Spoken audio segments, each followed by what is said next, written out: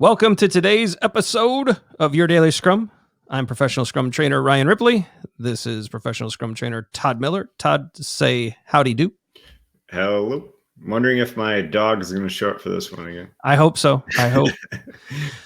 All right, we've got a fun one today, Todd. This is a question, another great question. So if you leave a question down in the, where am I going, over here or somewhere over there, down in the comments below, we're gonna probably pull it up into a video. What if the whole time the comments were up? Oh yeah, maybe they're up, maybe they're down. Really confused. I think they are down though. Wherever you can comment, leave us a comment, and it's probably going to turn into a video. So today's question came in from a viewer. What does a Scrum Master do with a quiet team? Yeah. What do you think there, Todd? Yeah, so this person was just saying they have a team that's very quiet. They do not like to collaborate or help solve issues together, and asked if we had any advice. To start with, I would say, do you really have a team? And we like to talk a lot about how there's a major difference between a group of people that are cooperating, which is just a group of people cooperating with each other, which that sounds like in this instance that's what it is, just a group of people cooperating, as compared to a group of people collaborating, which that's a team to me. A group of people collaborating towards a common objective is a team, not a group of cooperating people that are like, you're on this team, just work on your own separate thing and then come to some Scrum events, right? So I would question that. Is your team a cooperating team, which isn't really a team in our eyes, or are they collaborating? You know, I always like, and this is going to make Todd cringe a little bit. I always like talking about the 90s Chicago Bulls when I think of a team, the Michael Jordan era.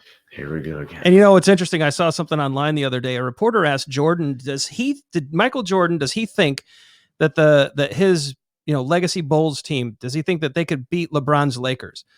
And he said, yeah, definitely. And the reporter said, well, by how much? And Jordan was like, 2 or 3 points. The reporter's like, well, wait a minute. Why would it be so close? And Jordan was like, well, look, most of us we're in our 60s now. It'd be a little closer than it would have been. I thought it was a great comment. I thought it was a great interview from Jordan where he's like, yeah, we could beat them today. It would just be by 2 or 3 points. I mean, it's pretty funny. They were a team. But what do I always go to when we have this conversation? Because we've talked about this a lot. What's my response? I don't know. 2018 Philadelphia Eagles Super Bowl champions. Right now, you can't really talk about them that much right now because they're. But whichever team you like. For me, it could be the 90s Chicago Bulls. For Todd, it's the 2017 Eagles. It could be the 2016 Chicago Cubs. There's magic. There's like lightning in a bottle with these. They just come together. The coaching is on point. The general management is on point. The teammates are getting along. They all fulfill their role. That's a team. What we find a lot of the time when our Scrum teams are struggling, like Todd said, it's just a group of people expected to cooperate. They take their own work, they go to their own corners, they come back at the end, they pray it integrates, they're having too many problems. Who would have thought that a team, a group of cooperating people masquerading as a team, who would have thought that they would have problems? Right? So check that. Maybe you don't have a team. Another idea here is, and this is something I've never been accused of, maybe you're talking too much. Right. So as a Scrum Master, actually, I maybe on these shows you think I'm talking too much. Let us know in the comments. Does Ryan say too much or does Todd get an equal say? I'm curious what you all think. But early on, especially in my Scrum Master career, like I had someone pull me aside, a good mentor who said, look, man, you're saying way too many things and you're not asking enough questions. Right. And so I really had to check myself and make sure that, why is everyone being so quiet? Well, it's because I'm filling up all the space. And so I got to make sure that I'm, as a Scrum Master, saying less and listening more, and maybe checking yourself there as well. Are you taking up all of the opportunities to speak and collaborate and to discuss? And if you are, say half as much as you normally would and see what happens. And if that doesn't work, say half as much even then. Keep cutting it until other people fill the space. One of our favorite tricks, facilitation tricks, which is going to go into our last point here, is to ask a question and then stay silent. Mm-hmm. And even if it's a minute of silence, someone will eventually break that silence because it's uncomfortable and then they'll start talking. You just have to be disciplined and patient enough to wait. Right. And that leads into the last point, Todd, here. What do you think about?